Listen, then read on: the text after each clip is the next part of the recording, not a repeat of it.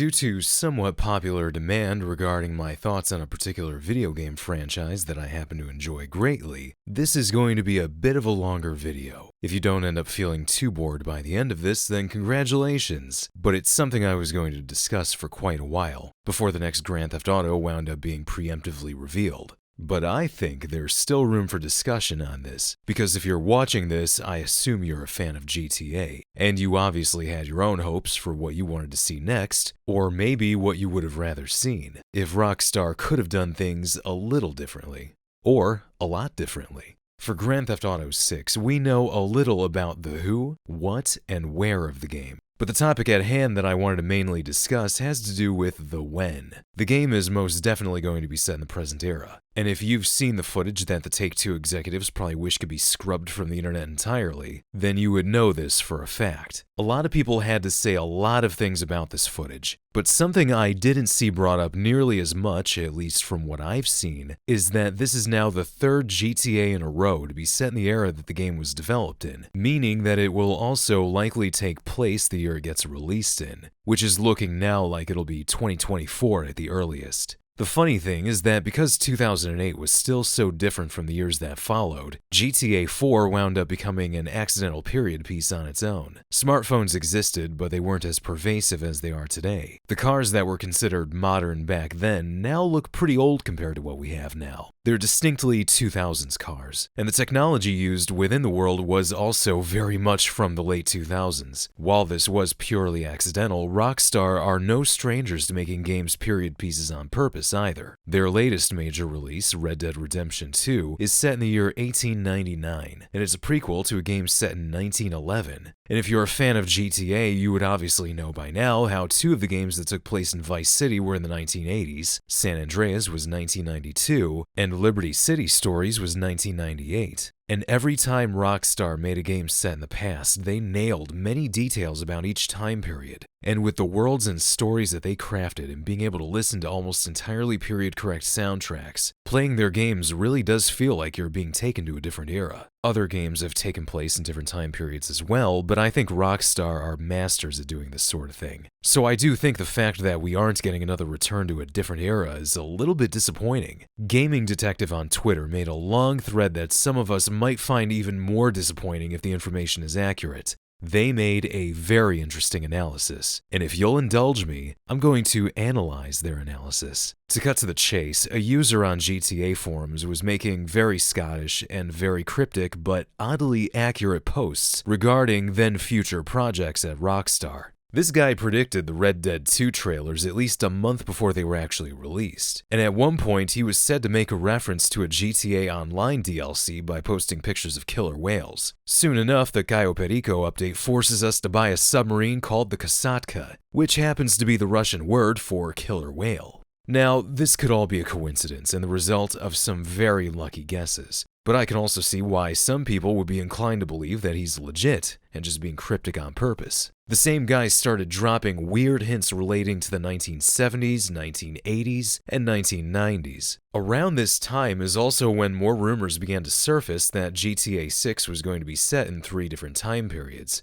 and that the Netflix series Narcos was going to be a primary inspiration for the game. This could be corroborated by the fact that we were also hearing that the game's codename was Project Americas, which did turn out to be true, and by the fact that there were some pretty odd references to weapon models in the files for Red Dead 2. An AK-47, an L1A1 rifle, and a Browning pistol were definitely not cut weapons from a game set in 1899. But, while they're a little too modern for Red Dead 2, they're also too old for our era. These weapons were all manufactured and more heavily in use around the 1970s, 80s, and 90s. So all in all, it sounds like the original plans for this game were going to involve it being set in 3 different decades, with us likely getting to experience the story of a drug cartel between Vice City and South America. But if you saw a certain set of video clips, you would know that this is not at all what we might end up getting.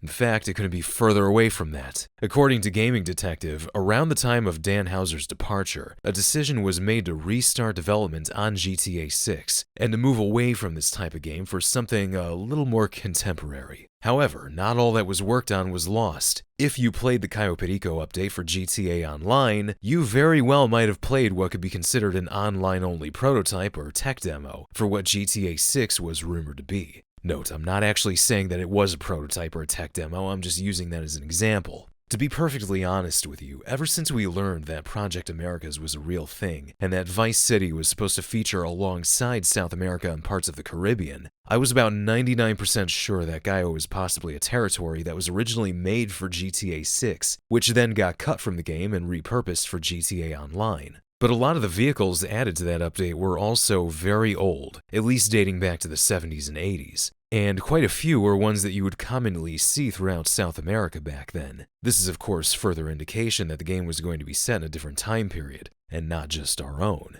If I can digress for a moment, it's pretty funny how this could also factor into why Tez2 and Jason Schreier, both of whom provided extremely solid information about various other projects, were also not able to agree on the status of GTA 6 about 2 years ago. Was Tez correct in stating that GTA 6 began development in 2014 and was about 70% done by 2019? Or was Schreier correct about how GTA 6 only began development around 2020 and was nowhere near finished? Well, guess what? I think there's a decent chance that both of them could have been correct, and they may have just quietly canceled the original plans late into development and restarted the project entirely. Let's face it, GTA Online has been printing money for so long, it's not like finances would be that big of an issue. Oh, and you know what happened around late 2019 and early 2020? Some guy named Dan Houser left Rockstar. You know, only one of the company's co-founders and its creative lead. If this information isn't just rumors, and if it's actually correct, that GTA 6 was going to be a much different game before development got restarted, and if this was a result of Dan leaving rather abruptly, I just can't help but wonder, what on God's green earth happened? We can spend all day speculating about this, but I want to make this video a little bit shorter than 24 hours, give or take. Back to the matter at hand, the time period issue. After giving it some thought as a fan of this franchise, whether the Narcos-inspired 3-decade period piece was actually a real thing in the game's development or not, I hope I'm not the only one who would have also much rather seen a game like this, instead of yet another game set in today's world, and about 2 robbers. We've seen the 1980s and the 1990s in GTA already, but the 1970s is an era that they have yet to cover. I think this is probably the earliest GTA could even go nowadays, since anything set in the 1960s and beforehand I think would just be a little too significantly different. The 1970s in Las Venturas in a game inspired by the film Casino could have been really cool, getting to explore the heyday of the Mafia in Las Vegas back when they had control over the casinos there. Although this isn't the only type of setting that could work in that time period. Basing the game on Casino and setting it in Vegas in the 70s sounds cool, though it could also be a little too on the nose. Kinda like how Vice City was with the 80s, and its portrayal of everything being shaded in neon pink. I think a more northern urban setting like Liberty City would be an interesting location for any of these time periods, even though we would also need a second city to travel to. And if they're never going to do a GTA set in Boston, then maybe a game featuring both a Liberty and Vice. So you'd get a densely populated, dreary, cold city on one side, and a sun-soaked, less busy, brighter city on the other side, all in one. But it's unlikely that this is what we're going to get as far as the map goes, and it's definitely not what we're getting with a time period. Whether the Narcos rumor is true or not, a decision was made to set the game today instead of exploring the past yet again. This comes after Dan Houser talked a few years ago about how much harder satire is to do nowadays. For the past few years, the stuff that makes national news sometimes feels like it's lifted straight out of radio news reports in GTA. But with Houser no longer being at Rockstar, it's not like he's got a say in what they do anymore. If I'm being honest, I think part of the reason for setting the game today has to do with GTA Online. Depending on how they handle continuing it into a brand new game with a new map and all the technical upgrades that come with it, they probably want to build this new version of GTA Online to have as much longevity as possible. This includes gradual and frequent content updates. If the game was set in the 1980s, this would kinda limit them to being able to only add period-specific content. I mean, sure, they could still add sci-fi stuff with a flying DeLorean or something resembling the car from Knight Rider. They could even add jetpacks. But there won't be any modern-day Bugattis or Ferraris or anything that the modern audiences enjoy spending shark card money on. And don't forget about how important the smartphone has become, not just in our own lives in the real world, but in GTA Online. Before they made a recent update, they actually simulated getting about a dozen spam calls in a day from people you don't want to talk to. And not only that, but multiple services are accessible through it. This is all why I think there's still one time period that they could set the game in that would still be distinct and unique on its own, without having to sacrifice too much of the high-tech conveniences that the game has now. I think the early 2000s would be a great time period for GTA to return to. Or any game for that matter, but we're talking about Grand Theft Auto now, so that's what I'll stick to.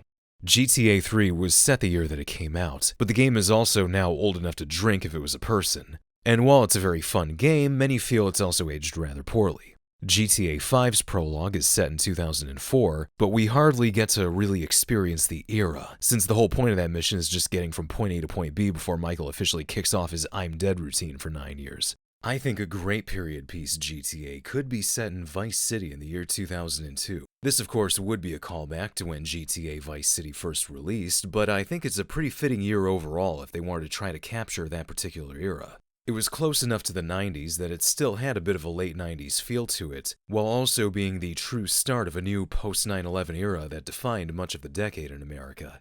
Culturally and politically, it would be like a continuation of a lot of what GTA 4 explored in 2008, but maybe something a little bit more in-depth. Kind of like how shows from this time, like The Sopranos and The Wire, dealt with. Part of the plot could be about federal agencies being pulled from monitoring criminal activity domestically to combating international terrorism, which would then leave the main characters free to go on a crime spree of some kind, while the government focuses its efforts on the war on terror instead of going after the mafia.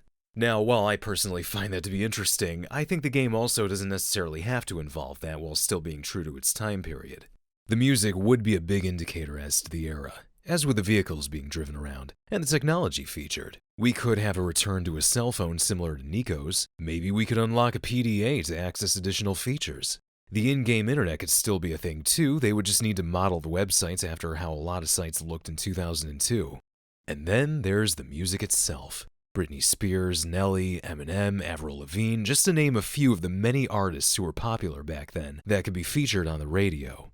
I guess it would do for the early 2000s what Vice City did for the 80s, romanticize the era, make the game distinctly set in that time period, and give us some honest-to-God great music to listen to and get stuck in our heads while we're playing. Maybe it could be another chance for that song Smooth to be popular again. My dad loved that song back then, so that's one that definitely takes me back to that era. And besides, we're already as far away from the 2000s as the 2000s was from the 1980s, so there's gotta be some out there who would want to see this era featured in something besides Turning Red or Better Call Saul. You know, now that I think about it, with the Max Payne remakes coming, as long as they don't decide to set the game in today's world, like how the people behind the Splinter Cell remake are apparently doing, then we'll get more of our 2000s fix soon enough. But I still think a chance to set GTA in that time would be fantastic. The 70s, 80s, or 90s would have been great too, though. No matter what, Rockstar are able to craft amazing period pieces, and I just wish we could have seen more of them in the near future. But how about you? What are your thoughts on the idea of another period piece game for this franchise? Would you like to see that, or are you cool with the modern day setting? And what about the possibility that GTA 6 could have been a 3-decade period piece, and a story that revolved around drug cartels? Would you have liked a story like that, or do you want to wait and see how the modern day Bonnie and Clyde might go? Whatever your thoughts are, let me know. Thank you for watching.